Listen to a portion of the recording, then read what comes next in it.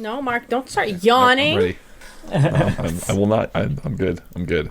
I'm awake. I'm excited. I'm high energy. Warwick, right? That's what we're doing? I know it ended in ick. Hello, lore heads, and welcome to the League, exploring League of Legends lore from A to Z. My name is Rebecca. And I'm John. My name is Mark. Today we're talking about the Uncaged Wrath of Zaun, Warwick, who was released February 21st, 2009. Yeah. I don't have a rework date. I didn't think about that. Yeah, I guess I just at I this forgot point that he had sort of one. trust fell that you would have it, but He's been this Warwick for so long that I forgot that he used to be a different Warwick. Yeah, and this Warwick is so good is the thing. Yeah, who cares when it was... This is the Warwick he should have been. Yeah. Does it even matter? Inside of us are two wolves. One is original Warwick. One is this Warwick. Be this Warwick. Well, It was like 7 years ago. Be any of them. Oh, 7 years ago. Yeah, that's a long time ago. Yeah. I was like 12. I wasn't even born yet. Yeah, John, I'm you're pretty 19. Sure. 19? Yeah, look at the camera. Is that a 19-year-old?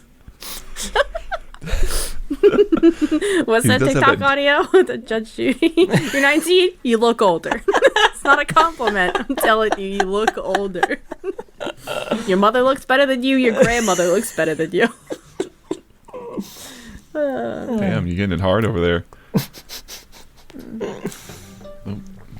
Yeah, Well, Yes. what's he sound like? What's Warwick sound like? All right, Mark, you have to go last because you're going to be the best at this. You're going to be so good at this.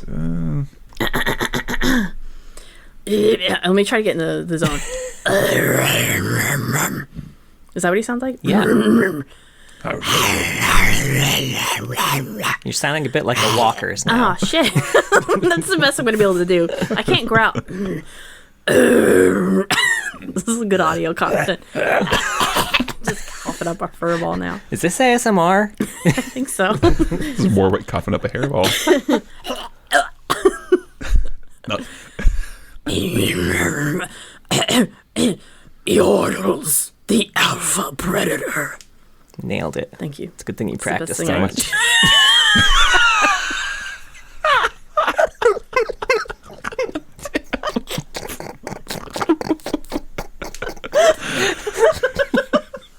That's the meanest thing you've ever said to me. It's so funny. All right, you go. That's You right, old I'm not fuck. going to be any better. Yeah, right.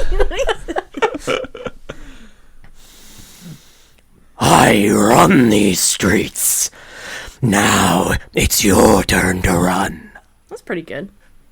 I like it. I can smell everything. Which seems like a shitty gross. superpower. Right? Right? It's like the Especially Warwick in Zaun. version. Oh yeah, Zaun's Oh, gotta be God. real stinky. Yeah. It's funny. It's like the Warwick There's- version of what? Oh, the Warwick version of God, now I forget his real name. Picard. Help me out here. What's Picard's real name? The actor? Oh, Jean-Luc. that's his little character name. Patrick Stewart. Yes, Patrick Stewart. It's Took like me the way Warwick too long to version. remember. It's the Warwick version of Patrick Stewart's character in Extras. Thank you. That was a Jesus multi-tiered reference. Christ, John, to a show that is older than probably most of our listeners. I didn't know where you were going with that. I was like, Me what neither. Patrick Stewart thing did he do where he smelled everything? But it was too late. He smells I had crime. already seen everything. there we Everybody go. smells crime. What if he was just a giant nose? What's the... But that is Warwick's thing. He does smell crime. He smells true. crime. Yeah, that is kind of the deal. They make it sound cooler than that. They're like, oh, he smells the blood that runs in his veins, the evil blood. It's like, no, he smells crime before it happens. Right. he's a precog crime smeller. I need a Detective Warwick skin stat. Right. Who's his Watson? Ooh, in Zaun, huh? It's on. I mean, technically, Singed is always Singed, tailing him, yeah. so No, they wouldn't get along. Warwick seems to really think yordles are the tits, so maybe is there a yordle? Could Heimerdinger be as Watson? Ooh, maybe he could tag along with that little yordle. Who is it? Maya, the one that was going through all the portals and ended up in Zaun. Yeah, I like that. That'd be good. That works. Well, anyway, Ship it. On the Riot Universe page, he has a bio and a short story and a video that I believe was his rework trailer. Yeah. Like a little teaser. They also have some pretty old artwork on there. Which I always love when they have old artwork, not rework artwork. That's fun. Yeah, it's good stuff. It's nice. I kind of like it. It's like that old. There's a style to the really old Riot League of Legends art. Yeah. They had an idea. They did. Yeah. They were like, it's a wolf and there's chemicals. I don't know. He stands upright and he kills people. He's not a werewolf though. He's always a wolf. He's not a fucking werewolf. He's not a fucking werewolf. He's always a wolf except when he was a person, but he's not a werewolf. Yeah. All right. Well, Warwick bio. We ready? By David Slagle. Thank you. Yeah.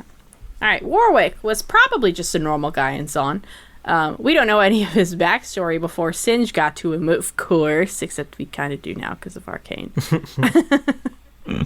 He's just described as a former gangster who was trying to change his ways, although Zaun always sucked him right back in, of course. All he can really remember, though, was being tortured in Singe Lab. Singe gave him rapid healing and then kind of turned him into Wolverine was kind of the vibe that I was getting. It's like he gave him rapid healing so he could do whatever he wanted. So he gave him claws. I was like, all right, so he's Wolverine. Singe's plan, I guess, was to take a good man and turn him into a monster. And Pain is, of course, involved in that. He had lots of tubes and a chemical chamber put on his back, which is supposed to activate when he feels negative feelings. So, he has no time to take a deep breath and count to 10. Which is what I learned. Oh. Go ahead. What? I was going to say I didn't want to interrupt you before, but is it too late to say Wolverine? No, it's not. Okay, there good. it is. Thank God. I thought I missed the build on that one. That was going to be a combination of ship and boat. During his torture, which this I can relate to now, Warwick's torture. Warwick would occasionally hear a young girl screaming, which comes up a few times, but he doesn't want to remember it. He's like, get out of here, memory. I don't want any part of you and your nonsense. He's also rejecting the chemicals the best that he can. It makes him cry acid and hack up green, gooey phlegm. It's really cute. And I think that's how Zach was born. We haven't gotten to see yet, folks. But I'm pretty sure Zach is just the loogie that Warwick hacked out. Luke. It's all connected. It's like poetry, they rhyme. Anyway, Warwick kind of died, so Singe just tossed him away with a bunch of other bodies. But that was just what the doctor ordered, everybody. Since Warwick wasn't awake to fight the chemicals anymore, they just they revived and then changed him into the lovely wolf-like fella we all know today. He just wanted blood when he woke up, so he killed a bunch of people. He didn't really care who it was to satisfy the hunger. Made himself a little doggy den somewhere. Over time, he made himself a den. You're right. I assume there's a water bowl. I don't know. Over time, though, he kind of started to remember things before Singe. He could see what's probably his old reflection, like a bearded man. Sometimes they mention that. He came to the conclusion that he was always a monster and that Warwick must have, this Warwick must have always lived inside of him. Singe really just dug it out. So he decided to Dexter it out a bit instead. And he just kills people who deserve it now. When he can help it. Yeah. But he kind of follows around people who have the stench of murder upon them. Of pain. The pain. Yeah. Is it this one or is it the short story with it's they have all the cogs they want, but that's not what makes things happen. It's pain. Pain is the currency. I think that's the next one. It's ridiculous. Okay. The bio is also written that way. I don't know. I mean, yeah, it's very it is. I did kind of like it has a lot more of like an authorial like writer's voice to it than a lot of the other bios do, which I did like. Yeah. It's maybe a little overwrought. I don't know. There's a lot of like little one-line sentences that stand apart from paragraphs of like blood was all that's left, and there's like 10 of those in this bio. No, they did a lot. Yeah, for sure. Blood is all he knows. Blood, it's all that's left. Pain is everything. Yeah. It was necessary to get the appropriate noir vibe for this Warwick bio. Sure.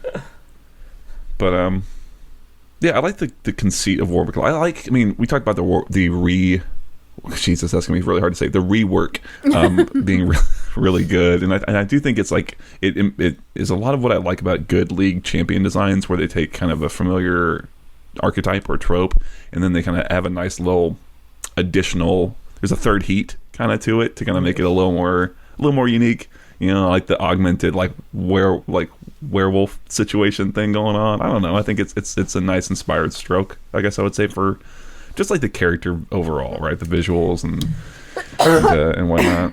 Yeah, I would say my one, like, I guess major complaint with it is like Singe's goal just is a little weak to me. I guess he wants to take a good man and make him bad. I don't know, like that feels. I prefer that there's a reason why he ends up looking like a wolf. Like maybe he's genuinely trying to experiment with like introducing animal DNA to a person, and that, I don't know, that makes more sense to me. Yeah, I kind of agree. Like, is that's just more on brand with Singe? Like, it makes more sense that Singe would just want to see what he could do, or just try and make something happen. Yeah, like he's just goofing rather around. Rather than such like a weirdly like I don't know, poetic or like philosophical type slant. Man, so my read on it was very different. Oh, okay. I fully assumed that he was using animal DNA for that, and that the whole that he was just kind of being metaphorical with his. Oh, maybe. I fully think that he was just fucking splicing wolf shit into this. Like, all right, we got machine, man, animal. We can do this. Yeah, that's what it feels. Feels more like Singe to me. I do love how vague they are all the time with Zaun. It's like, it's some chemicals. Yes. Everything is chemicals, guys. It's literally raining chemicals. Yeah, I don't know what chemicals are, but. Did you read the engineering the nightmare? I think it's called the. Rebecca, had you read that? I don't think so. Because you would probably. So that's a piece we missed it for Singed, I guess. Funny enough. Yeah, it was weird. Yeah, but it's a series of like notes that are Singed's notes as he's actually working on Warwick, kind of through the whole process from start to finish. Is it just on the wiki? I like it. Those are very important too, for one very specific reason. Oh, I'm curious which. Oh yeah, I guess it is kind of the very end of it, right? Yeah. Maybe we'll talk about that. We can talk about that as this essentially, because it is essentially what's described in the bio, but just in really lurid detail of Singe, like his notes of each step of the phase of like, oh, I've got this guy and I'm doing this to him, and now I'm doing this, and the subject was awake and screaming for 6 hours, etc. But it does go into nice like gory detail of the exact procedures he's doing, where he's like splicing tubes into Warwick's veins, and it's also filled with these we're supposed to be kind of like pages from his designs. Essentially, it's these great little like blueprints of like how the little augment thing works, and it's really a fun little read. It doesn't unveil a lot except at the very end, I guess. We can just get into it, right? Yeah, what happens? You get you know how like some of these stories have pictures in them? Mm-hmm. Well, the picture we get at the very end is that final scene from Arcane. Oh, where he's hanging up? Where he's hanging up behind Singed. Mm-hmm. Yeah. So... And kind of what they showed in the Season 2 teaser, essentially. Yeah. The other... I don't know what that was. The other thing I think is important, too, is that so when Warwick dies, right, he does say one thing, but until now he's only screamed. I think he hasn't really... Well, I guess he swore at Singed, but he hasn't said anything of note. But when he dies, he says one thing, and it's a name, right? And it's the name of that girl, whoever she may be. And Singed is like, he said this name. Maybe that's a good lead, because what happens is that Warwick, dies, he tosses the body out, and then he comes back to his lab, and it's all fucked up, and the shit's all broken, and all he can notice is like, the subject came back. Oh, that's so great. I'm so excited. I can't wait. But that's the next thing he's going to kind of follow to try and track down where Warwick is try and find that name. So if that's something they hold to, then maybe in Arcane we might see Singed doing more and maybe trying to track down. I assume it's going to be... Okay, so that's the thing, though. In the bio, it's just one person, right? It's not like a gaggle of people or even two girls. It's just one. So do you think it's Powder or Vi? So it depends... Well, all right. I think it's. That's a tough one. It's tough because the last thing that Vander said was Powder. The last thing that Vander would have heard is Vi. It could have been. Well, I guess that's hard to say because is he actually dead? Is he just in some sort of like really weakened state? Because the last thing he could have potentially heard could have been Powder. I was gonna say Powder yelling for Vi, but then again, if he was in the lab while Powder was getting jinxed, then maybe he heard some of that. I don't know. Who knows, right? That's interesting. I think Powder makes the most sense, but only because I think Singed would know who Jinx is, so obviously it wouldn't be Jinx, but he would probably know who Vi is too as well, yes? So I had some notes about this. I very much like the idea that Singed was there doing his own shit, mixing the chemicals, did not give a shit about what was happening on that catwalk, didn't know anyone involved. And like when he finally did like Jinx get plopped down on his table, he's like, okay, well this is the boss's Jinx sidekick. No connection whatsoever to anything that happened. It's possible, but I am just thinking that Powder might be a name he doesn't know. Like he would associate that with Jinx or anything like that. So that's why he's thinking like, oh, I got to figure out who this Powder was. Is Powder? Whereas if he heard Vi, he'd be like, oh, Vi, that's like, you know, I know her. I know of her because I think she can get a little bit more infamous in Zaun afterwards, especially Silco wants to smell. Yeah, I don't know. Although it depends. Even pre-Arcane. Yeah. It depends at what point Vander heard Powder screaming too, because she does, you know, if he was alive long enough for her to scream out, "Violet, come back, Violet." No one knows who the fuck Violet is. That's true. We might have said Violet. That's true. And he might have just called her Violet. Yeah. Yeah, there's like 3 or 4 names that are floating around. Well, just no one. He was like hearing some other kid Samantha. He didn't know. Like, who the fuck is Samantha? Do you think if you have a normal name in Runeterra, you get bullied? I guess Violet is a relatively normal name, but like, you know what I mean? I don't know. Yeah, I think probably. So. I think anyway, so. I think having a unique name is like the League equivalent of like the anime pink hair. Right. Like main characters have weird names and everyone else has like a normal name. Yeah. And sheriffs who are going to end up dying get called Marcus. Ouch. Yeah. True. Great. Someone hates my head on a swivel around here. It's okay, you're Mark, not Marcus. Yeah, totally different. Yeah, different. Yeah, it's even less. It's even more. Anyway. There were a few things I liked about this story. One, I feel like I remember us talking a bit about how we were a little disappointed that Arcane was going to be fully canon because we really liked what we had with Singed. But reading through like Singed on all these stories, and I think they made some sneaky tweaks. I can't prove it, but I think they went in and made some sneaky tweaks. But I don't think there's anything in this version of Singed that necessarily contradicts anything from Arcane. So I think we could still get the really badass Singed. We could still have all that be true. Sure, I definitely think so. I mean, my only misgiving about Arcane being canon was always around Echo, because I always really liked his stuff. With Singed, I mean, there's so like relatively little of him in Arcane that he's kind of a blank slate, you know. And what's described here really is something you could just have him sort of be, and based on what we already see anyway, you know. So, I have a lot of quotes too that I think line up very well with Arcane quotes. Sure. So throw them at me. In the bio, it said, Singed would reveal his subject's true nature, the deadly beast hidden within a good man, which I thought lined up pretty well with Silco and Vander's interaction, where Vander was just like, I'm just not that man anymore. And Silco was like, I'll show you what you really are. Yeah.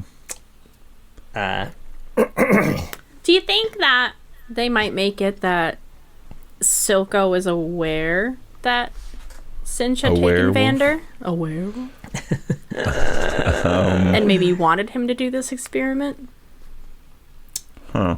You know, I would be surprised. I think it could go either way. But especially with that line, him being like, oh, you know, you've always been a monster. You're still a monster. Things like that.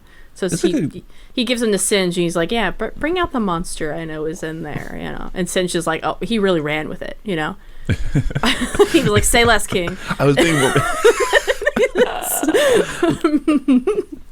You didn't mean literally? You didn't actually? Oh, fuck. Yeah. I thought that's what... Okay, well, he's a monster. In a way... You know, that's his fault for saying...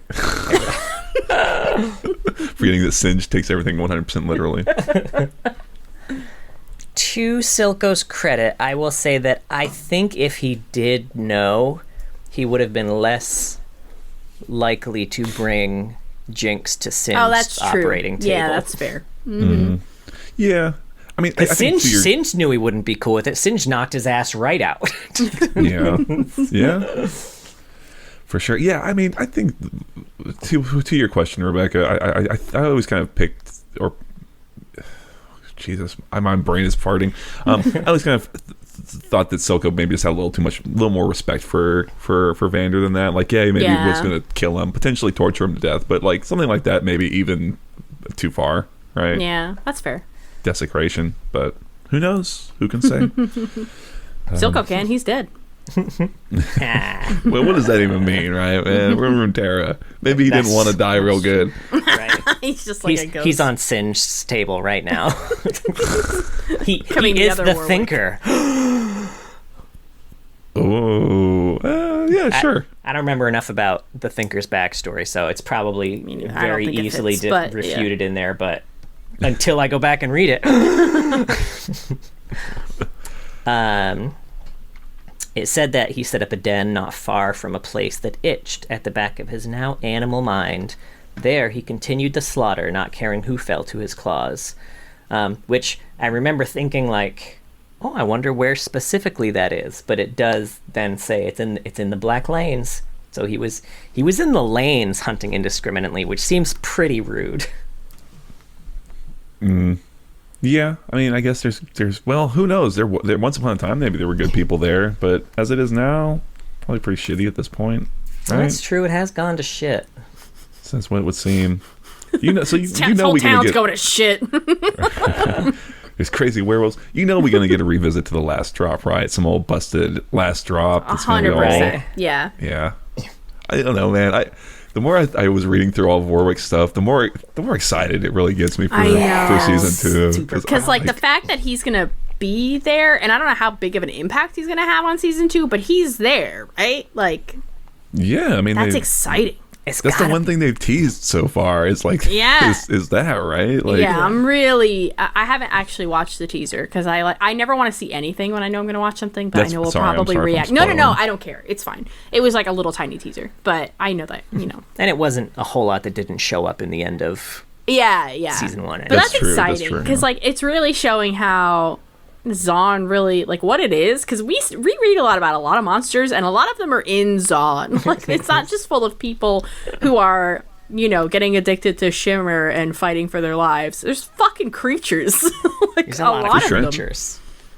Yeah, for sure. I mean, honestly, just for the Arcane thing too, I'm Warwick is such like a it's almost all humans, right? In Arcane, right? I'm really excited to see them try and tackle a big fuck off monster. That's true. Me too.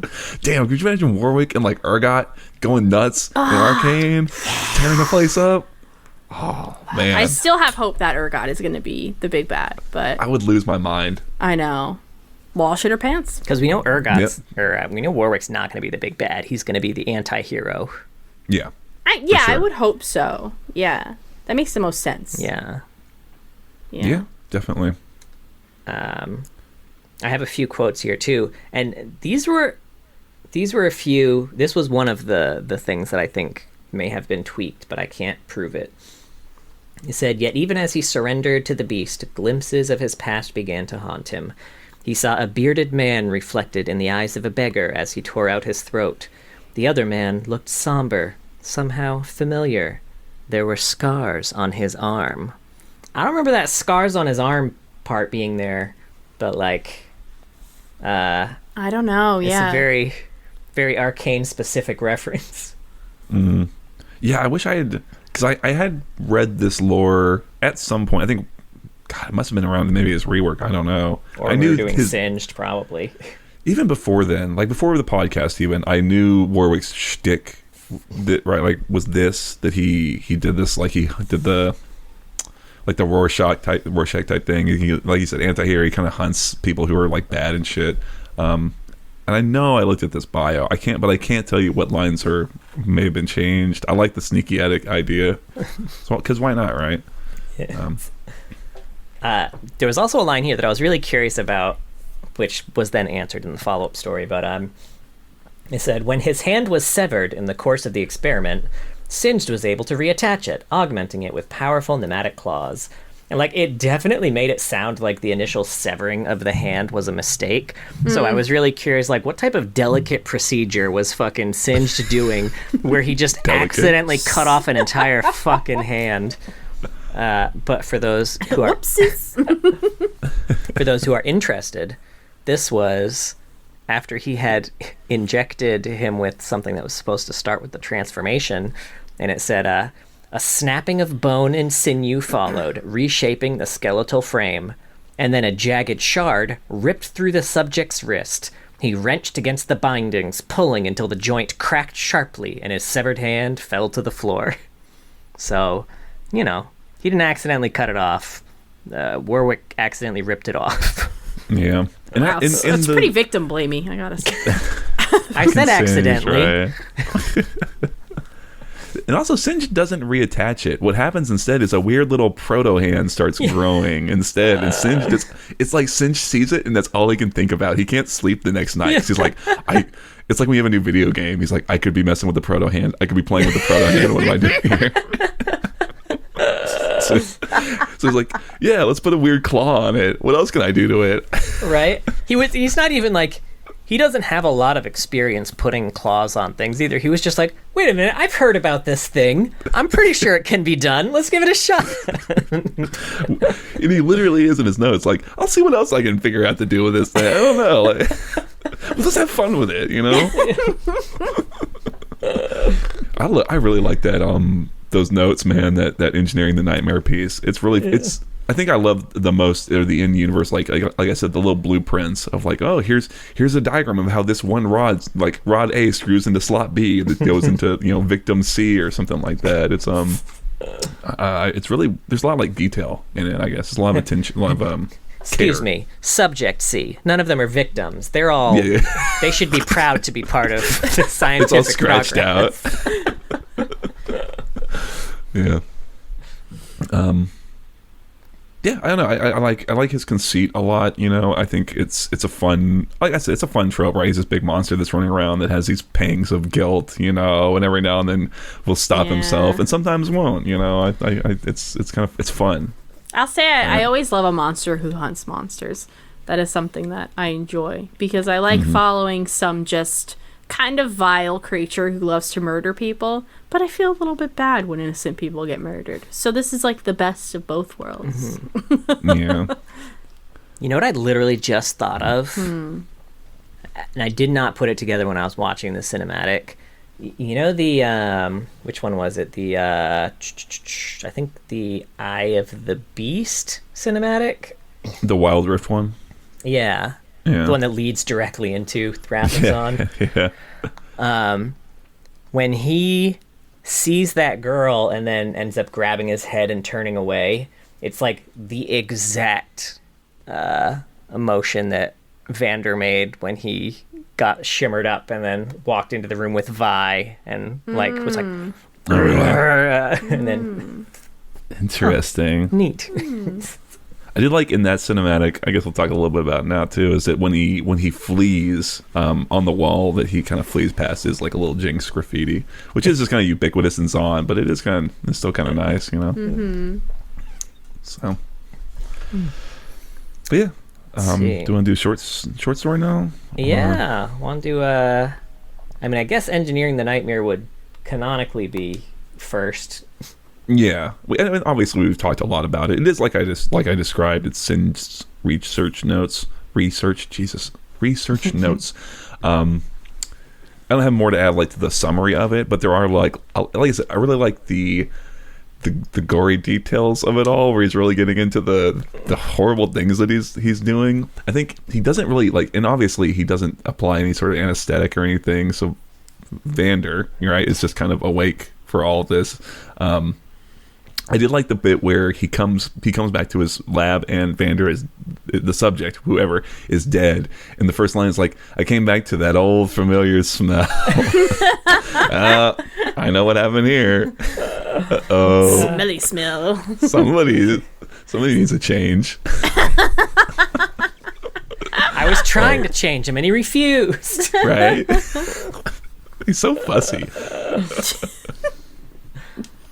Yeah.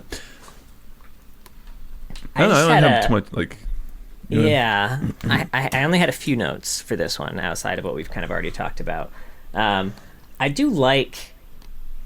It makes sense that Singed would immediately seek out Vander to experiment on here, just kind of potentially seeing how well he responded to Shimmer in the first place and how strong he was, because that seemed to be like a big problem he was having with his people not being strong enough to survive, since it specifically says he needed someone resilient enough for the process.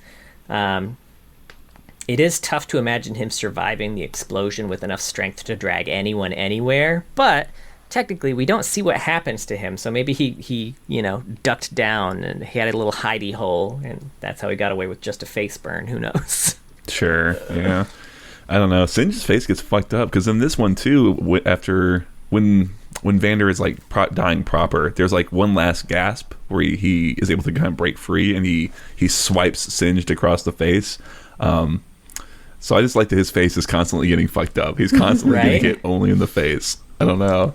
And I think like in original lore, that was before kind of they did, I think, the Arcane rewrite. And this is another sneaky edit that I think they made. I'm disconnecting. That's why. I feel like I remember reading his bio, and he slashed the face, and that was kind of like, oh, that's why he has the bandages, because he was cut. But one line that I think they may have added in this is, an instant later he was tearing into my face, reopening the old wounds. I don't think that line was there before. I think that was a sneaky edit to show that he was already wounded there, and that the claw was not how he got those bandages. I'm curious. Yeah, I really wish I knew the answer to whether or not that was snuck in. If anybody happens to know, yeah, let us know. Sure. Yeah. If you have some, like, I guess we could go do a little sleuthing. We could go check out like the Wayback Machine or like Internet Archive pages. Maybe we can find an older version of it. I am curious too. Like do you know what date this story came out? Off the top of my head, no. I'm sure I could just do a quick Google. I'm curious if it was written before Arcane and then they matched the final scene to match the picture, or if Arcane came out first and then they put the picture in to match the scene. I don't know which came first. Yeah, this came out around the time of the rework, so 7 years ago. So I think they definitely just did a match from the Arcane side, right? Yeah, that was good. Yeah, then I think there's sneaky edits. By the way, this is by Philip Vargas. Nice. I like it a lot. I think it's got Singe's voice in it real well. Where is it linked? I found it on the wiki. You found it on the wiki. Okay. Yeah. Maybe I don't know. Maybe it's. I don't know. Yeah, it's not on the Singed page. No. Always go to the wiki, everybody, if you're looking for a story. Yeah, for sure. They'll tell you what's canon and what's not. Mm-hmm. They do a good job. Fucking shout out.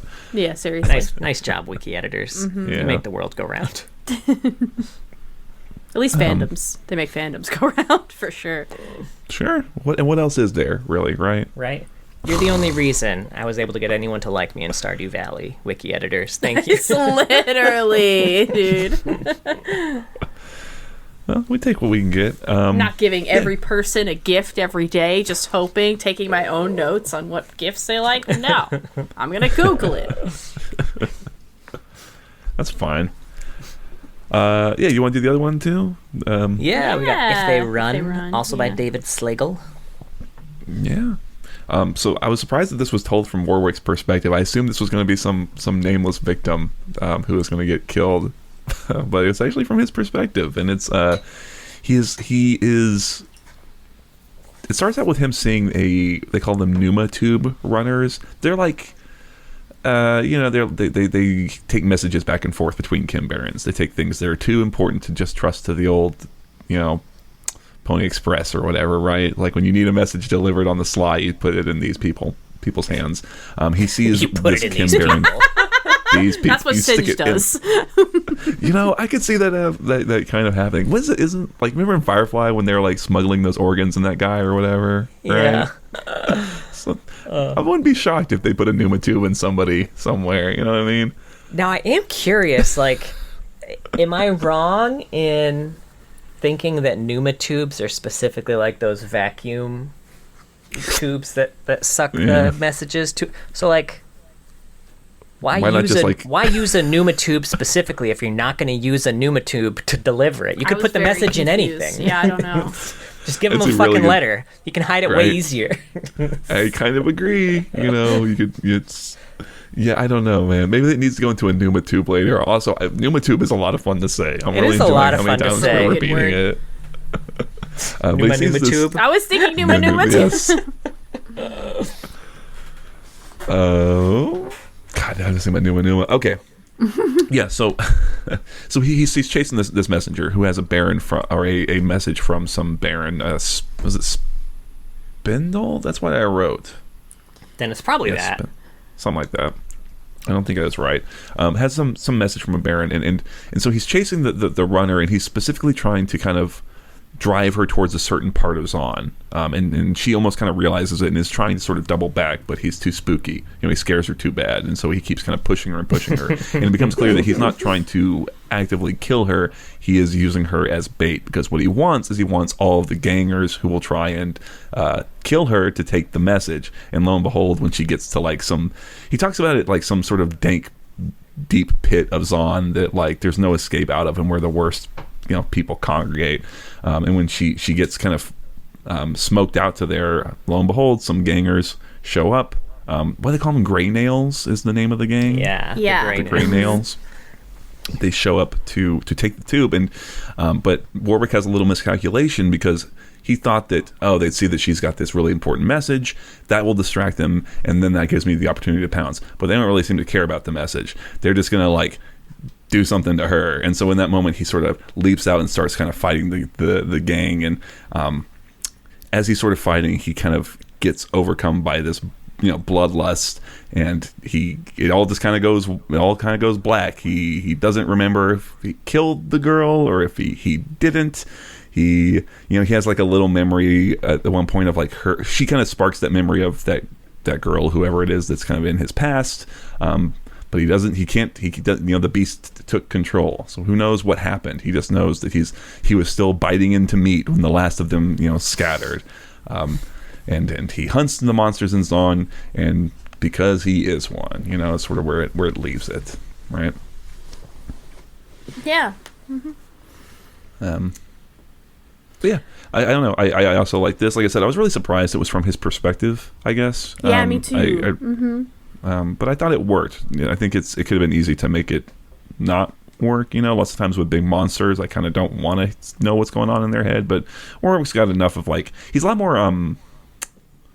He's got a lot more. His thoughts are a lot more lucid and yeah. Human. I was expecting him to be more on instinct, but he's definitely that takes over. But I do like that he's strategic. I like that he had a plan and a strategy here. That was really cool. And it makes it different. They already have monsters that are a little bit more animalistic and that go on instinct, and I think that makes him really unique. Yeah, for sure. There was a line here that really made me feel like it made Warwick sound a lot like Marcus. Warwick had a, quote, "I find her near the Black Lanes, where merchants and thieves do business. Anything is for sale. Everything is stolen. I could kill them all." And if you'll remember, Marcus has a line when he's in The Last Drop. "We all know there's a crime behind every coin that passes through this place." He's, maybe Marcus is Warwick. Maybe Marcus is confirmed. I think he was talking about like this very specific part of Zaun. Well, the lane specifically, which is where Marcus was talking about too. I don't think that's where Warwick was. That's not where he chased the girl, right? Yeah, the Black Lanes. It does say Black Lanes. Is the Black Lanes different from like the regular lanes? Are they like the gray lanes, which are sort of like whatever? They and then, all like, just sound like bowling alleys. Like the Black Lanes, the candlestick lanes. They're bowling alley. Warwick, come on, we're putting in our names. Come on. I'm trying to think of a funny one. Man. Yeah, I don't know. Yeah, I wish I had written down some more little lines from this one, because I liked his stuff. This one like landed better to me than maybe some of the way the bio is written a little bit. Maybe because this one's more like a proper little short story, tiny little short story, right? You know. So his sort of like, you know, he's like I said, he's very serious, and we can take things seriously. It doesn't all have to be kind of like light and fun. You know, we can be grimdark sometimes, and I think we're in this serious one, it kind people. of works. Yeah. No jokes here anymore. anymore. Did you just laugh, John? No. Fuck. Shut. Kill him. I'm gonna throw you into the lanes. Oh. I don't know which ones. But it's scary there. It's scary. It's okay. You can get some beer or something. But I hate like beer. Come on. I will say just another kind of supporting Arcane facts. Well, no, I was just going to say some supporting information for these being the lanes. It said that he carved a path so deep through the city it seemed to bleed chemtech, toxic puddles gathering in the alleys, which we just found out from the story we read from Echoes is just where Echo lives. And we know Echo was in the lane, so... It's true. It's a good point. It's all Warwick's fault that there's chemical puddles everywhere. You gotta clean it. Someone clean up after your fucking dog, man. Just... He keeps hawking toxic loogies all over the place. He cries Warwick acid. walks around with his own doggy bags. It's all like glowing and radioactive. Yeah, I was gonna say there's like stations of like, please clean up after your dog, but there's like radioactive bags instead of there's just a flamethrower attached to it. Oh, man. Those Zaun dogs are tough. Fuck. Yeah. I am curious if the Grey Nails are also the crew that jumped by in the gang. Yeah, it said that Warwick said he felt like he had a connection to them. Like he you're right. Yeah. recognized them in some way. I'm sure he's dealt with a lot of gangs, but I think it would be cool if it was this one. Yeah, no. I like at the beginning too. So he's watching the message handoff, and he recognizes the thug that's handing off the message because he had fucked that guy up earlier. He had actually taken his leg off. He'd taken his leg off, and his new leg was already rusting or something. Some new piece of shit leg. He gets around, man. Right? What do they call him? The Howler? Is that what they were? Yeah, they were like, that's the Howler. Scatter. Cheese it. Man, they have to cheese it. It's the Warwick. It's the fuzzy. It's the fuzzy. I literally just said cheese it is the fuzz to Poppy today, by the way. Like, who are we? We were leaving the bathroom and I heard some noise and I was like, oh no, cheese it!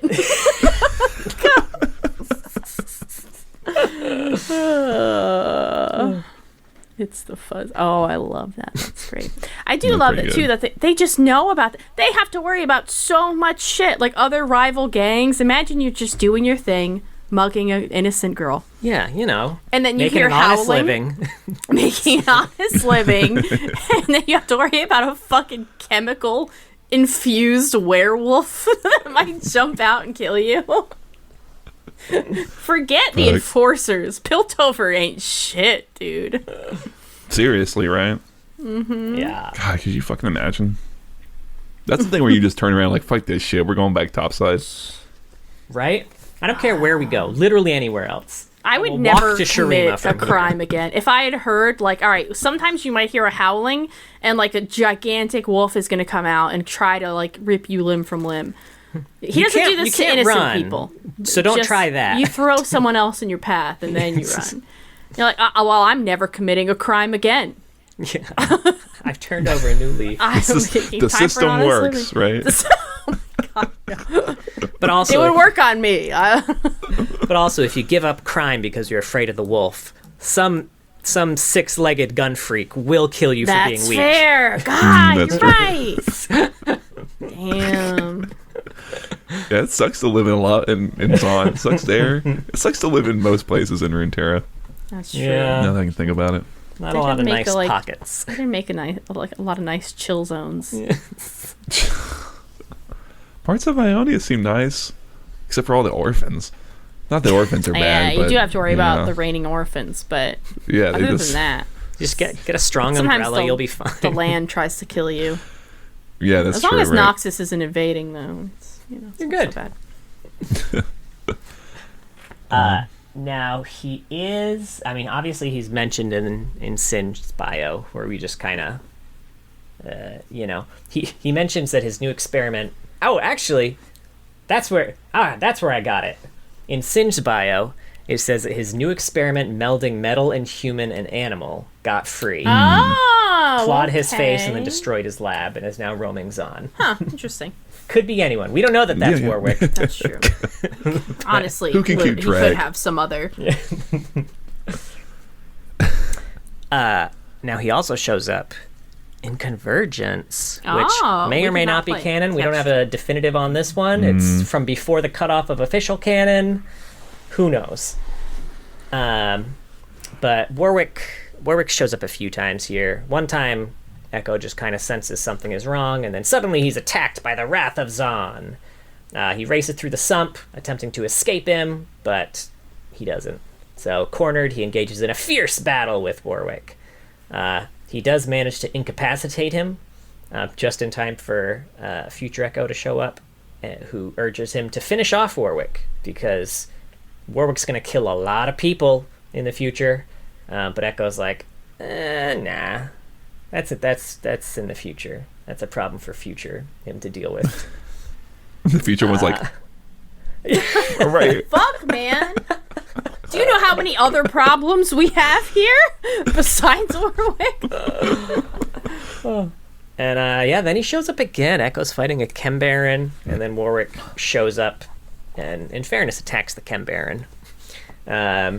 After defeating the Chem Baron, though, Warwick turns his attention to Echo, so Echo runs again, but Camille shows up and helps him escape, and together they head towards the Poindestry Clock Tower? Maybe, who knows? It's not important for the sake of this, I just wanted to try and pronounce it. Great. Yeah, you did great. I like you. You did a good job. Yeah. The Poindexter Clock Tower. It does sound like Poindexter, that's what I was thinking when you said. The Nerd Tower. I bet Echo loves it. Big smart nerd. Fucking dweeb. With your time machine. Get a life. Now he is in a couple cinematics. Ooh, yeah. I say a couple. He's in 5 cinematics. Holy crap. He's been in League for a long time. 6. 6 cinematics. So. That's a lot of Sesame Street over here. You didn't miss a beat. We do that a lot during the day. First up, we got Clash of Fates, the original trailer. He's in the big lineup at the end. Great. He's in it. Great. You see a silhouette. Then he's in the Welcome to League of Legends cinematic, which is like, their first big fighty cinematic. Master Yi's fighting Katarina, and Warwick comes in for a cheeky 2v1. They fight a bit, and then Ashe shows up and shoots an ult. Rai shows up and tosses Master Yi up, so when Ashe's ult hits Warwick, Master Yi comes down and shatters him. Yeah, God, that is seared into my brain. I And then he respawns just in time to show up for the big freeze frame at the end. I think he's revive. That's, he might have. He came back real quick. Definitely. It's the best spell. He's got the death time reduction quints or whatever. Oh my god, I forgot about those. Yes, it all comes flooding back. Yeah. Holy shit! I was never able to make any of my own pages for that. I just so much work. Who has the time? Yeah. Yeah.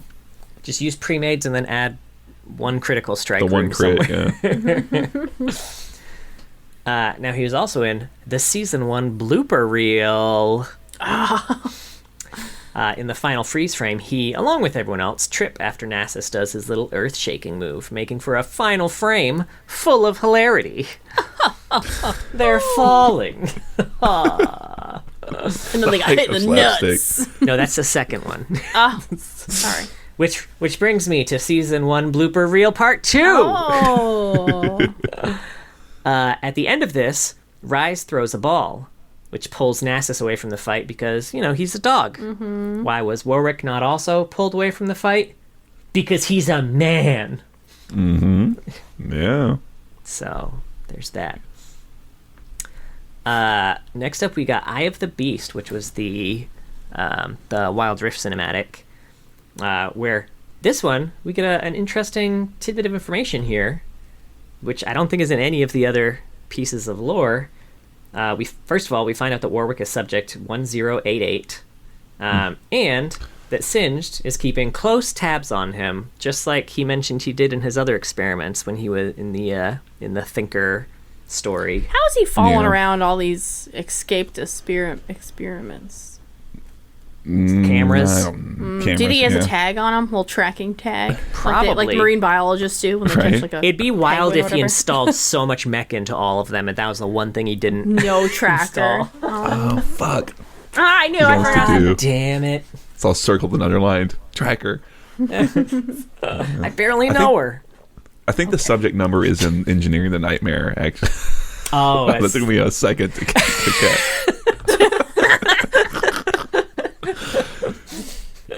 Goofy. That's true. It probably is in at least the notes somewhere, right? I think it's at the top, yeah. It's like at the start of it. So luckily, even if he did fail to save the girl in the last story, he does save this one. And this one ends exactly where the Wrath of Zaun begins, which was an interesting thing. I know at the very beginning of the Wrath of Zaun cinematic, there's those two thugs running, and one of them's like, I told you this was a bad deal, man. And at the end of the Eye of the Beast cinematic, two thugs run away from Warwick, and one of them is yelling that. I told you this was a bad idea, man. So it's, there's a very cool connection there.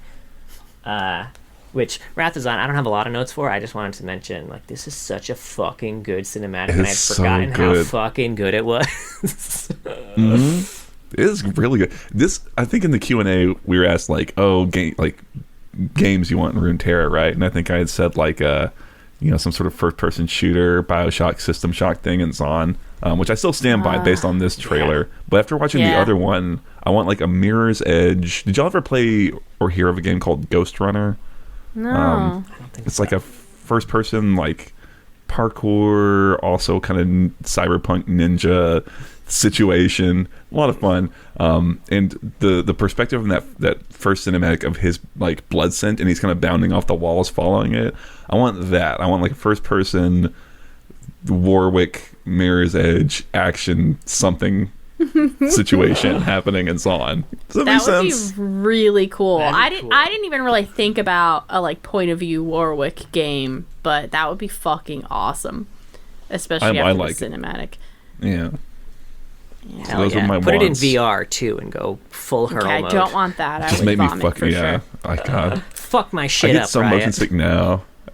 Right. Yeah, but if y'all have not seen this, I definitely recommend it. And remember, Warwick at the time, I would not have called him cool. He was goofy. He was more goofy. Yeah. Kind of like how Fiddlesticks was. They made him a lot scarier. And less goofy, and that was Warwick as well, for sure. Mm-hmm. Yeah, I do love, I think my favorite little bit of it is at the end of it when his pump starts going, and his, it's the juice is all running through, and it's the claws heating up because he hits that thing, and it seems like the heat of it, and along with melting, and it's like causes all that steam to come out. And it's like I don't know. It's like such a neat little attention to detail, almost. Does that make sense? Yeah, he's awesome. Also, the little riot fist for the hole in the door is always a I don't think I caught detail. that. No. Yeah, that in the little hole that he punches in the door, the outline is like the riot fist logo. Neat. So neat. Yeah. Yeah, that's all I had for that. Now he does have some old lore.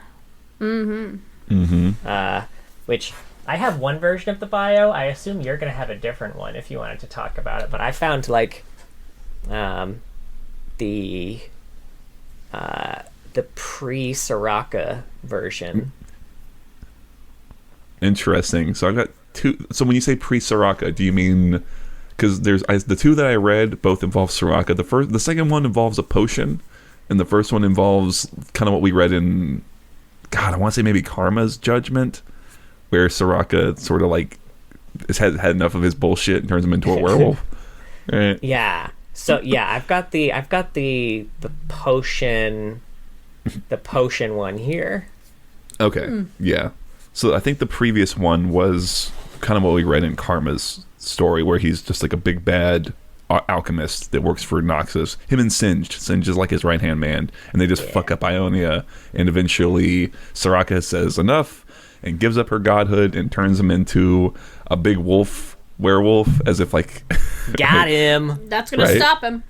And he's still got the mind of like a proper like genius man, because he gets interviewed later in like the Journal of Justice and shit, and he's just like, yeah, I know I'm a werewolf, but like, still, etc., so I mean, it's pretty much it. I still can't wrap my head around them thinking that was a good idea for like his backstory. That is the dumbest shit. That she turned into a wolf. And I find it so funny, because in the second version they seem to have realized that, because it flips around to where turning into the wolf is what he's like. That's what he's trying to do with this potion. That makes more sense. We're going to talk about. Yeah. So. I don't know. You go through that other one, the potion bio. Sure. Let's see. So Warwick was once a brutal mercenary, trained as a chemical weapons engineer by the alchemists of Zaun. He barely escaped with his life after his unit was wiped out while defending an Ionian citadel. Outnumbered 100 to 1, he holed up in an abandoned mine and set to work concocting a chemical potion that would give him the strength and power to beat the odds. Knowing he didn't have much time, Warwick frantically finished his elixir, but he had no way to test it before using it. Swallowing the unguent in giant gulps, Warwick howled in pain as his body contorted. His arms grew huge and strong. His fingers sprouted massive claws, his head horns, and his skin became dark as coal. And inside a hunger grew, a thirst for blood that had never before existed. Needless to say, it was not he who lost his life that day. Upon return, Warwick's transformation allowed him to excel as a mercenary, and his infamy spread near and far. So is this like... Okay, so this is not the one that I read either. So there's three, and you got me thrown off with two descriptors there, specifically horns and skin black as coal. Yeah, who the fuck was this? Is this Black Alistar? Like, that's what it sounds like. Was there an oopsie? I have no idea. Maybe like you read you saw all his original concept art. Did he have horns in one of them? Because this was like alpha shit. Yeah, this must have been some weird alpha they only design. posted a few. Let me look at them, but maybe he was just like a weird demon man, and they were like, this doesn't really read right. Let's do a werewolf. It's funny. It's so funny though, because like you're talking about potions, and like, oh yeah, potions. Because in the next version of the bio, like I said, they changed it to where, okay, so in the potion bio that I read was that I think it was like still him and Singe were still weird Zaun alchemists or whatever, and they wanted to become super duper powerful, and so they were like, we need to concoct this potion to unlock like this ultimate power or whatever, and you need three things, and one of them is Soraka's heart, and they're not able to get it. I think I'm DC'd. I'm just gonna wait, and I'll tell them about the potion when I get back. Okay, I'm good. Can y'all hear me? We can hear you, but you're... Okay. It was breaking up a little bit, but yeah, you're good. Yeah. So anyway, so they have an incomplete potion. They can't get Soraka's heart. He drinks it. He turns into Warwick as we know him. And then he's like, well, fuck, this sucks. This isn't what I wanted. I didn't want to just be a wolf. I wanted to be super duper powerful. So he fucks off to go get Soraka's heart. And then there was like a version of Soraka's bio, if y'all remember, where Warwick like was pretending to be like a good guy and tricked her and wanted her heart and shit. And that's what the case was for like, I don't know, 3 months until they're like, okay, we gotta do something else here. I don't know. Interesting. Yeah, they love this potion idea. I don't know. Yeah. I guess he's a Zaun alchemist. It kind of makes sense that potions. They do love their potions. These are the only 2 old concepts for him, by the way. This one, he's white, like. Yeah, so his and skin. And this is the other one. He looks like a hyena. The hyena one, yeah. Classic. Yeah. Yeah, all of his old icons, by the way, are also all using his. They all use his Grey Warwick skin, not his actual. The icons? Yeah, like his old ability icons. They all use his like Grey Warwick skin palette, not his base skin palette. It's so funny because you can just see obviously that they're like, hey, what if we made this like a. It's like her fur friend bonus. Was that what Grey Warwick was? Yeah, him and with the Twitch. Yeah. That's funny shit, man. Classic. Now he's in a few Journal of Justice articles too. First, there's a story that follows. This is issue 5. There's a story that follows Mundo all day, and it follows him to a Twisted Tree Line match where they talk about how he takes a bunch of punishment so his teammates Singed and Warwick can get all the kills. Sounds more like a support these days. And then issue 10, this is the Ionia vs. Noxus battle. Warwick has, unsurprisingly, opted to fight for Noxus. That's all the bit we get from that particular article. But there is another article in that issue where Warwick was also apparently just kidnapped. So police were called when they heard of a rampaging beast, who turned out to be Warwick, who killed a bunch of people and injured 3 officers trying to detain him. When they brought him in, they found him in manacles with whip marks on his back. He seemed feral, so they had to bring in Singed with a special concoction to get his senses back. So apparently someone had covered themselves in garbage to mask their scent, and then ambushed him in an alley. When he woke up, he saw a man wearing a Zaunite radiation suit. And when he spoke, his voice was deep and robotic, like what you'd expect if Blitzcrank had a cold. He wasn't a robot, though. He was a victim of a Zaunite bioassault. He asked me if I remembered the faces of the children I murdered in Ionia, as he branded me with some kind of glowing whip. He injected me several times with unknown substances that made me more susceptible to pain and sent my mind into chaos. I'm not certain whether I was hallucinating or not, but at one point it looked like he pulled back the radiation mask and his face underneath was half mutated, as though he'd been exposed to some tissue-warping toxin. And by the way, if you're wondering about all those murdered citizens from before, don't worry about it. The crimes Warwick committed in his wild state were categorized as unintentional side effects of advanced experimentation and pardoned in full. You know what? I bet the families are thrilled. I like that even in the transcript, the murdered around murdered children is like in quotes. Like, always like, okay, murder. Let's make that clear. It was a whoopsie. Yeah. Right. I like that this was clearly, I feel like, teasing a champion that either never got released or got half turned into Victor. I see that. Yeah. Interesting. Mm-hmm. Nice distinct weapon and all this shit. Yeah, it's great. Mm-hmm. And then we got issue 12, which it's time for the Battle for the Ionia rematch, which, Warwick isn't necessarily a part of, but we do find out that in the original Trial of the Isle, Warwick and Singed targeted Soraka pretty hard, but in this one, she led her team to victory. Woohoo! Fucking chain ganking that Soraka. Right? She was probably top at that time. Who knows, right? Give us that heart! And finally, issue 18. It's been 1 year since you looked at me. Sorry, I'm so sorry. It's okay. Again, with the zero I thought it, but I didn't say it, yeah. It's been 1 year since the murder of League champion Earth at the hands of Warwick. They're having a ceremony to celebrate him in Piltover. Ever the party pooper, Stanwyck Padiddly shows up saying, "It's not too late to revive him with my right of reclamation." But, necromancy's frowned upon in Piltover, so he is shown the door. But just imagine, we could have had Earth back if those pilty cowards had just let him do his work. I do love that he's like shows up drunk or like something. He doesn't actually, but I just love the idea of this guy who has to be forcibly removed from a funeral service because he's being too raucous. I can bring him back. Causing a scene, sir. No, let go. Frankenstein. And finally, Mark references, I've got the judgment. Hell yeah. Not his judgment, because he doesn't have one, but Karma's judgment. Which, to be fair, he's featured more than Karma in this, so she remembers encountering him on the battlefield. He was in an armored beetle-shaped vehicle, shooting his new aerial corrosive mines around, which he specifically developed to have an acid several times heavier than mercury, so they couldn't be diverted with wind techniques, which Ionia seems to be full of, including Karma at this time, who had wind techniques of her own with her fans. So she gets hella acid burned. Then she sees Soraka come and curse him, although the description of him turning into a werewolf is pretty cool.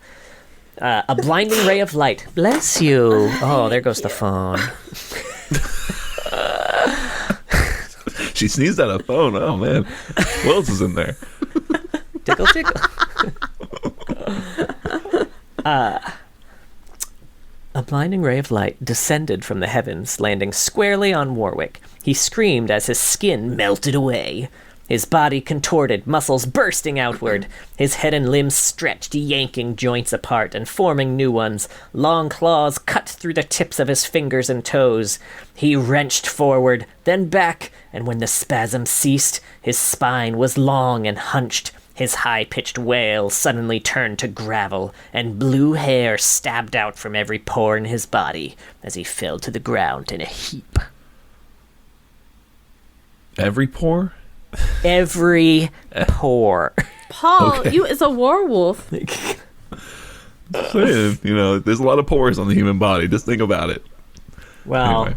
there's especially a lot in our young man Porwick here.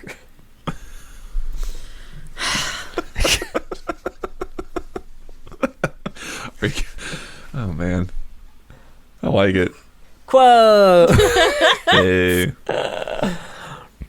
He has a few quotes here that are references. Obviously, I'll do a trick for a Warwick snack. It's a Scooby-Doo reference. What do you think a Warwick snack is for him? Like a finger? It's definitely just like a person. Some orphan. It's gotta be a orphan. piece. Maybe it's maybe like trolls. He likes toes. Leg. Oh, yeah. Gotta get them Maybe toe- like a whole Little salty, leg. crunchy toes. Oh, yeah. That's not a snack. That's a meal. I mean, That's if true. he's Snack going has to be around like a murdering little- like 7 people and eating them, a leg could be a snack. It's like eating a whole bag of tortilla chips as a snack. Right? But once you start, Yeah, it's like, well, I'm mostly through this leg. I guess I'll just finish it. Whatever. It's going to be no good later. It's going to go stale. Let's see. Heroes always die could be a reference to Mercy's old ultimate ability, Resurrect, from Overwatch, in which she shouts, "Heroes never die." but legends also never die. Legends also never die. That's true. Hyena Warwick has a quote. "Oh, what a day! What a bloody day!" Which is a Mad Max reference. He's got some other fun quotes here, too, that I just liked. To Caitlin, "You're so deep in Piltover's pockets, I can only see your hat." That's a good one. I'd almost use that one. To Camille, "Progress is just what Piltovans call murder." It's not far off. To Jinx, "You were there." To Soraka, "Eat your heart out." That's great. I didn't realize that they referenced like the old lore. That's really great. And then to Vi, Who taught you how to punch? Ooh. You did.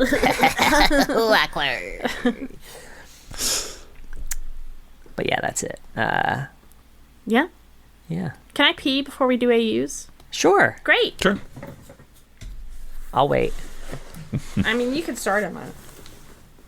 I'll sing a song to entertain our audience in the meantime. Sure. What's a good Warwick song? Werewolves of Zaun. Oh fuck, you're right. How did I miss that? The most obvious choice. What the fuck's wrong with me? I was thinking Eye of the Tiger because that Eye of the fuck, what's that cinematic called again? Eye of the Beast. Yeah. It's the Eye of the Beast and he's ready to feast. To kill. Yeah, oh man. It's coming next song, next parody, I think. Is what we're discovering here. And we have so many good options. Right. We'll do a whole album. We'll do a whole concept album from Warwick. We'll find something. We'll do ones for the old one. What's the good one about eating Soraka's heart or getting Soraka's heart? Ooh, God, you probably can just pick anything, really. Ate all the heart, and now you're dead. Okay, I'm liking this like 80s sort of like hair metal power ballad yeah. cover album. Hair, because he's furry or whatever. Man, Rebecca doesn't know what she's missing. This is gold over here. Right? Don't worry, you didn't miss anything. Yeah, it was pretty boring. Definitely didn't plan out an entire concept album. That's fast. Yeah, well, we're pretty good. Well, we know that. I know you're going to edit this later and find out, so just skip this part and trust us. It was good. Mm-hmm. Okay. So, yeah, we got some AUs here. I got them up. We got Ages of Runeterra, Freljord. The harsh, frozen north rarely sees travelers from other lands. Those that brave its wilds are met with hostile nature and unwelcoming hordes. Lucky are the few that survive to return to the nation they call home. And this was Tundra Hunter Warwick, which has no lore. Oh. So wait, hold on. Is this like an offshoot AU of the Ages of Runeterra AU? Because I remember there's Ages of Runeterra where like Rune War stuff tends to like show up a lot. That's the Warden versus God, what's it called? Or like okay, so like Armored Volibear, right? The Armored Volibear one from last week, where it was like him in the past. That's Ages of Runeterra, right? Oh, Other Roads, yeah. Other Roads. Okay, fuck me. Sorry, I'm just getting thrown off. Maybe that's what I'm thinking of. Yeah, that's where a bunch of his it's Ages of Runeterra, Other Roads, which are like, potential alternate paths that people could take. And then there are a few of them that are just like, what if this champion lived in this other place? Gotcha. Seems to only happen with Freljord and Bilgewater, as far as I can tell. I think so. I mean, there's such distinct, like, changes to make. Like, make it a pirate or make it cold. But with one eye. Shove a peg leg on there. They belong to Bilgewater. You'd be surprised where we shove it.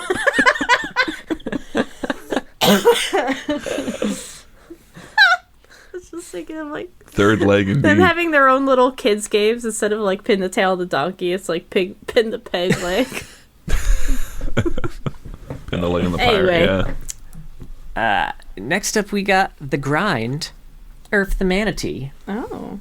In loving memory of Earth, a gentle sea cow warrior who now practices with his spatula in the shallow marshes of the great beyond. Good night, sweet prince. And there are what an old meme. Now there are two skins here. We have Earthwick, which has no lore, and we have Earth the Manatee, which also has no lore. But there are some fun facts. Fun fact, he was first priced at 5,000 RP, and then he went to 99% off, and then he settled at 500 RP. And then he finally returned to 5,000 RP on the last weekend before becoming limited edition. The proceeds from all of it were donated to a foundation for protecting hunted manatees. At the grand opening of the Essence Emporium, he received flare effects such as featuring laurels on his head for those who unlocked him specifically during that April Fool's Day event in 2010. This was done to kind of differentiate him because another version of his skin, Earthwick, was released for the Essence Emporium. And let me tell you, folks, anytime you tell someone a skin's going to be exclusive and then you put it on sale again, people get fucking mad. Yeah. This was, I will say, this was, I remember when this kind of, the decision was kind of being made as to how they were going to handle this. And it's kind of the reason, too, why they don't necessarily do that type of exclusive time-based thing anymore. Or if they do, they like bring it back once a year or something like that. Because people who weren't around in 2010, they had no chance to ever get the skin. So we would get bombarded with tickets and player support where people were like, I have literally every skin in the game except for Earthwick. What can I do? I will pay anything. Give me Earthwick. Like, the legendary support team responded one of those tickets. Obviously couldn't give him Earthwick. They made him a hoodie of Earthwick, like a custom made hoodie. I think like they sewed it together, but couldn't give the skins away. And finally they were like, all right, we gotta come up with something. This is creating just as bad a player experience as if we do put it back on sale. Yeah. It's tough. So that's why they decided on the special flare. Mm-hmm. So you could get the skin, but it wasn't going to be quite the same. All right, next up, we got Infernal. Scorching an entire world takes unimaginable strength, which is why the Ashen Lord called upon his legions of Infernals to lend their flames. From the darkest depths, they each bring their own terrible powers to bear, though not all answer their call with the same burning enthusiasm. Oh. Warwick, but he's on fire. It is Warwick, but on fire. Specifically his fangs. This is Fire Fang Warwick. Ooh. The Ashen Lord's hounds blaze with the fires of unspeakable molten hellscapes, and at their head is Warwick, the Fire Fang. Scouring the earth for anything untouched by flame, he relentlessly hunts the survivors of infernal attacks, reducing them to sputtering cinders. Fun fact about this one, some infernal skins are inspired from fire myth, like various kind of mythical creatures based in fire. So some examples here, Infernal Akali is modeled after Jin, Shadowfire Kindred is the Angel of Death, Infernal Nasus is a Hellhound, and Firefang Warwick is Ifrit. And Volcanic Wukong is Sun Wukong, but while he's locked in Lao Tzu's cauldron. Very specific. Interesting. Interesting. Huh. I never really thought about that. Neat. Scarl has joined the podcast. Oh, nice. He only jumps on John's lap. He won't sit on mine. Let's see. We've got Highway Heretics, Road Warrior.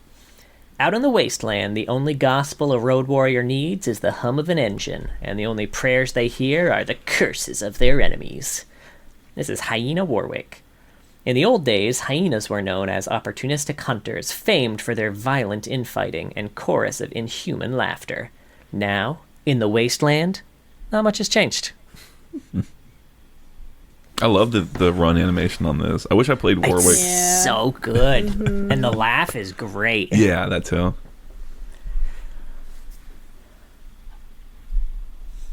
Next up, we have Institute of War, Marauder. A horde of nomadic warriors with a taste for brutality, the Marauders are all that remain of the Mage Lord warrior culture, their ancient traditions abandoned in favor of anarchic shows of force. No dispute is settled until blood is spilled, even within their own ranks.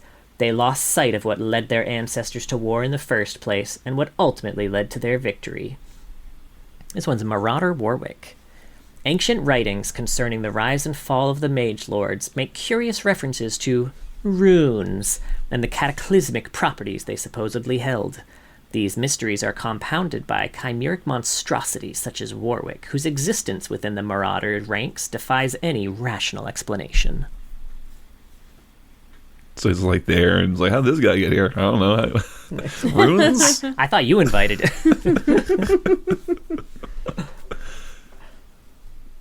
Huh. Now we got Project.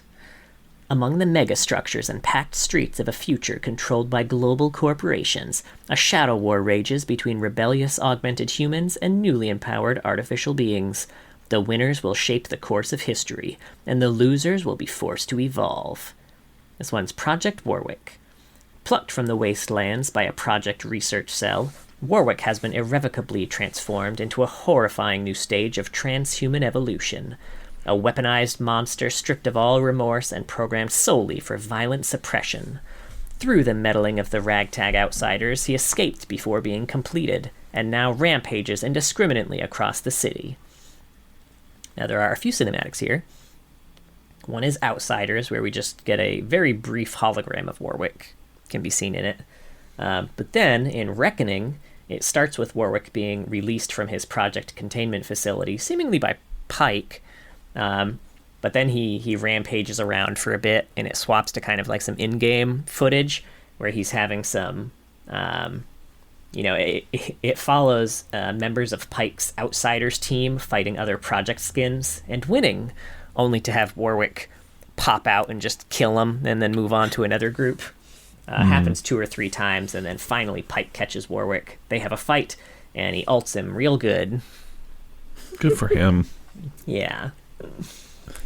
Fun fact on this, Warwick was the reason Project Aurelia joined the Outsiders' assault on the city, because she feared Warwick could end the safe haven she created for the other Project outcasts and wanted to fight to end Project for good. Another interesting fact about this one is that it is the first, Warwick's first skin to reveal his human features, such as his face. When do you see his face? Yeah, during his backing animation, his like wolf mask kind of comes back, and you can see his human face. Interesting. Does he look like Vander? People in the comment section sure think so. I've never seen the skin, I don't think. Yeah. Oh, it's funny. That's the first suggestion when I try and look at his Project Warwick face. I could see. It's hard because he's still like masked up, right? Like right. you just see it's kind like of you this see part. like from here up. Yeah. You don't get to see his manly ass beard. What is Warwick without his, or what is Vander without his beard? That's why they need to grow his beard all over his body. It's a source of his power. Oh man. Next up, we have Eclipse, Coven. The witches lay in wait, a sisterhood of frightening pulchritude, their hopes whispered forth from desacralized lips. They speak of the bloating corpses of old gods, of ancient rites carried out with magics long forgotten to mortal mind, of the return of what they call order, but others call suffering. Hark! Mankind's end fast approaches. Now, question here, because I'm just not familiar with this word. What is the difference between desacralized and desecrated? Wait, what was the first word? Say the first word again. Desacralized? That sounds like a made-up word. That sounds fake. That sounds like something that I would go to the dictionary on and Scrabble. Right? That's what they have. That's what they have. Did you Google the word? I did not. Desacralized lips. Does it mean something completely different? Desacralized. Remove the religious or sacred status or significance from. Oh. But that sounds to me same almost as like desecrated, basically, right? Yeah, I'm curious like what the connotation is, because like desecrate is always like has a much more negative connotation, like something like this. I don't know. This is literally the first time I've ever heard this word. I wonder if it's more like we're not so bad. Like, hey, we're just like honorable discharged, right? Like, you know what I mean? I don't know. That's a very specific word. That's a Harvard word right there. So the difference, desacralize means to remove the sacredness of, whereas desecrate means to profane or violate the sacredness or sanctity of something. Okay. Yeah, it's like a coat of paint. Like, we just removed the old coat of sacredness off of it. You know, don't worry about it. This was like their own thing. Like, we were holy and fuck that shit, as opposed to like, you know. You pissed on their holiness or whatever. Gotcha. All right. Okay. Interesting. Now we know. We learned something We've today, learned, folks, and I hope you did too. You're welcome, everybody. Use desacralized in everyday speech now. Sure, it comes up all the time. Well, this one is Old God Warwick. Once known as Father Wolf, Warwick roamed the wood and reveled in moonlight's bloody hunt. The Eclipse Order thought to slay him in his den and end his barbarity, but death means nothing to old gods, and he did not stay down. Father Wolf howls into the night once more, now slavering for the taste of human flesh. And, interestingly enough, the next AU he's part of is Eclipse, but not Coven. Okay. Yeah. The story of a cursed queen and the wretched followers of her order make unpleasant bedside banter for parents and their children, but lessons last longer when the tale is gripped in shadow, which swirls in dreams and shapes the souls of impressionable youth.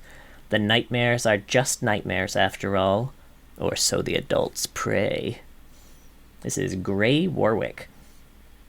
Warwick was a man once, a knight of great renown, pledged to serve at the side of Blade Queen Lysandra. In exchange for his loyalty, she gifted him a shard of spectral moonlight, cursed to one day pierce his heart and sink him into the depths of depravity, which does not seem like a gift. He should re-gift that. Yeah, like, do I have to take it? Oh, sorry, the moonlight. No takesies backsies. His mom hits him. You're being rude. Say thank you. I didn't Just say use the shard receipt, when I'm Lysandra sorry. And fun fact about this one, we did mention this, but he and Medieval Twitch used to be obtainable through Refer a Friend, but since it was discontinued on September 5th, 2015, they can now be obtained exclusively through Level 5 Honor Capsules. Warwick has so many, like, legacy and rare skins. Like, I keep having to scroll so far down to see which skin we're talking about. Next up, we got Tales of Borealis. When the air grows crisp and the first snow falls, look to the sky, for Polaris will appear. Do not be afraid, for if you've been virtuous without expectation, you might be rewarded with the Aurora's blessing. But remember, no matter how you act, you cannot take your fortunes for granted, because Polaris comes every year, and no one escapes punishment. Oh, shit. And this is Winter-Blessed Warwick. The beast Warwick sniffed his newborn sibling, the automaton Shaco, as his maker beckoned the leaders to accept their gifts. The hunter claimed the beast as his prize, but the prospect of sharing so disgusted the sage and warden that chaos quickly erupted over who deserved what. All the while, Warwick focused on Polaris, who watched with a wry smile. Now, if you're a little lost here, that makes sense, because all of the skins in the skin line are meant to be read in a very specific order of champions in order for it to tell a full story. Yeah, I remember this. So, if you read it in the order of Diana, Swain, Zillion, Zoe, Warwick, Shaco, it tells the story of essentially Diana is the Polaris, and then Swain, Zillion, and Zoe all have wishes they want her to grant. They're all kind of pushy. She doesn't seem impressed by them, so she creates Warwick and Shaco to address their wishes, but since they didn't want to share, she deems them unworthy, and then leaves Warwick and Shaco to deal out her judgment. Okay, interesting. Okay, that's pretty neat. I like that. That's got a really nice sort of like creepy fairy tale feel to it. Yeah, I like it. Now this also has a prestige skin, which, if you might remember, modern day prestige skins are what the old runway skins used to be. Oh hell yeah, this is a good one too. It can get rough up on the runway, but everybody knows better than to mess with Warwick. Between his razor-sharp cuts, impeccable grooming, and wolf-pack entourage, the gala better think twice before it calls this one a beast. Oh shit! They He's just got need the to make a horns in debonair. this one. Oh, does he really? Right? Okay, hold on. I gotta check that out. They just need to Finally make a got his debonair horns? skin with him. This is very debonair looking. It is, yeah. Yeah, this is one. I remember looking at this one. He's like in a chair, right? He's like, Yeah, He's he's kinda like- petting a wolf who doesn't look super happy about it. It's his entourage. it's like how come he gets to wear clothes? Where are my this is pants, some Pluto Master Goofy Warwick? bullshit. I could look good in a I'm fucking free suit. balling it. I don't like it. It's harder to lick your ass when you're wearing pants, I expect. That's true. He's Yeah, like, you don't trust me. understand. I have to take them off before I poop. You'd hate it. Not words. He does have horns. Neat. Next up, we got Storybook. Once upon a time, there was a group of storybook characters brought to life from the page.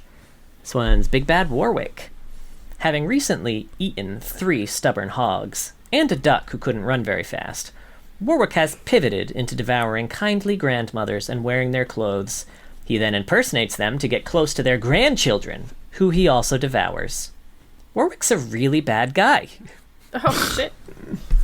This one's so good. Right? Then we got Silver Age. The Rift's greatest superheroes and most dastardly villains. Available at a comic store near you. This one's Feral Warwick. Another of Singe's vile henchmen, Warwick is never far from his villainous master. Given wolf powers after being bitten by a radioactive wolf, What? Warwick has been further augmented by Singe's evil research. Will our brave heroes ever be able to stop him? This is like Warwick, but first he got bit by a wolf, and then Sins was like, I got this. Oh, man. And finally, the last one. Lunar New Year, Lunar Revel. It's time to look back, to celebrate with family and friends, to join together and remember all that has happened, the good and the bad. And as fireworks light up the sky, we look forward to a new year filled with wonderful memories with the ones we hold dear.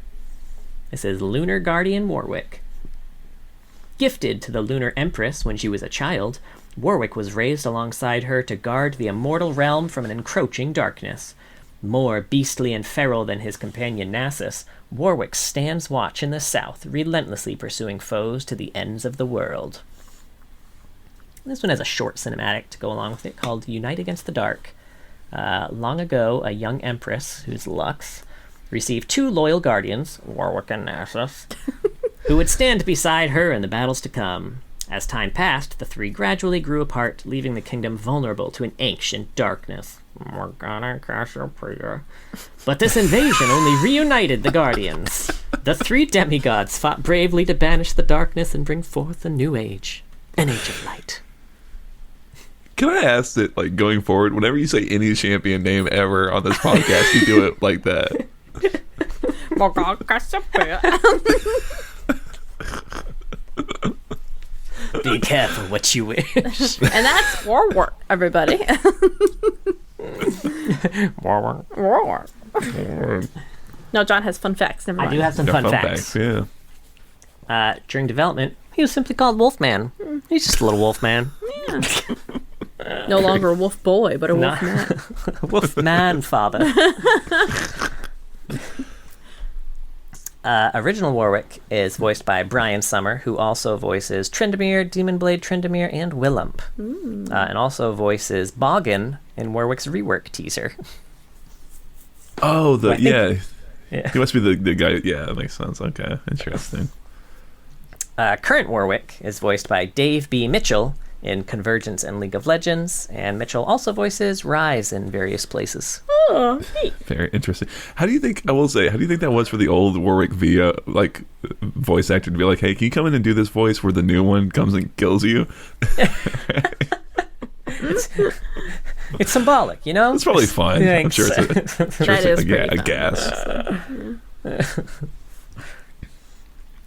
Warwick, out of several of the visually upgraded and reworked champions, is one of the few to have a unique attacking animation solely for the Crescent active from Tiamat and Ravenous Hydra. The animation was originally intended to be for his crits, but they felt out of sync with his attacks, so they were just going to throw him away, but then they just added him for Crescent instead. Nice. Yeah. Smart I thinking. would ever notice that. Me neither. Warwick's Jaws of the Beast spawns an invisible snail critter as a minion on the target, Its uses are unknown. It's assumed to be left over from some sort of development. Even Riot themselves does not know. Warwick's Dance references Thriller by Michael Jackson. In the now removed official League of Legends forums, the old icon of Hunter's Call was used to represent the announcement section. Warwick is displayed when typing ERF in Champion Select. I think I knew that. And finally, Warwick, Vayne, and Trundle are the only champions without damaging area of effect abilities. Wow, just the 3 of them? Apparently. That's wild. I guess it's like 'cause a lot of like skill shots will have little, very, or like even like most things will have a tiny little area on them, right? It's interesting. Neat. Interesting. Yeah. Well, that's Warwick, everybody. Any final thoughts? Pumped for Arcane Season 2. Yeah. Yeah, pumped full of rage fuel. It turns into a horrible monster. Yeah. Yordle. Right. I liked Yorick. I thought he was a really nice middle ground between like a full on Rek'Sai, which is just a monster who you don't ever want to get in their head, and like a full on like main character type. You know, he kind of is a nice melding of the two. Yeah, I think it's pumped for Arcane. That's kind of where I'm at with it. Yeah, same. Well, thank you for listening, everybody. We have a Twitch, twitch.tv/loreheads. John streams on Saturdays. He does TFT and A Room with viewers. And I usually stream on Mondays doing some Rift, although John streamed for me last Monday. It was great. He's so nice, so sweet. I'm probably going to stream tomorrow, too, which if you're listening to this... was the other day. You know, the other day, but the replay will probably be on Twitch. What are you going to play? Probably going to do Backpack here on Balatro. Okay. We'll do a full stream of that, maybe. Sick. And then I'm going to be getting to the point soon where I'm probably going to do some Bandle Tale, too. But you know. Yeah, you're finishing up Final Fantasy. So. Yeah. Nice. Fun stuff. We also have a YouTube. If you want to see our beautiful faces, Aye. head on over to the YouTube. We post videos. Oh, God, Mark. Your hair's looking on beautiful. Point today, too, by the way. I was doing bath time, and there was a lot of splashing, and I'm tired. Well, stop splashing in the bath, man. Mark. I need a spotter. I need to be chaperoned. There's also a Discord if you want to find some people to chat with, play League with. Head on over to the Discord. And we have a Patreon. Thank you so much to all of our patrons. But a very special thank you to our Medarda tier patrons, King of Hearts and Mr. Dead. If you were being hunted by Warwick, then I would be the innocent who jumped in the way and protected you. But also, why are you being hunted by hands. Warwick? Yeah, what did you do? Don't even worry about it. I don't ask questions. John wouldn't even ask. That's how great he is. Nice. That's the service you provide in Zaun. Well, please be sure to join us next week, everybody, because we're going to talk about the Monkey King, Wukong. Ooh.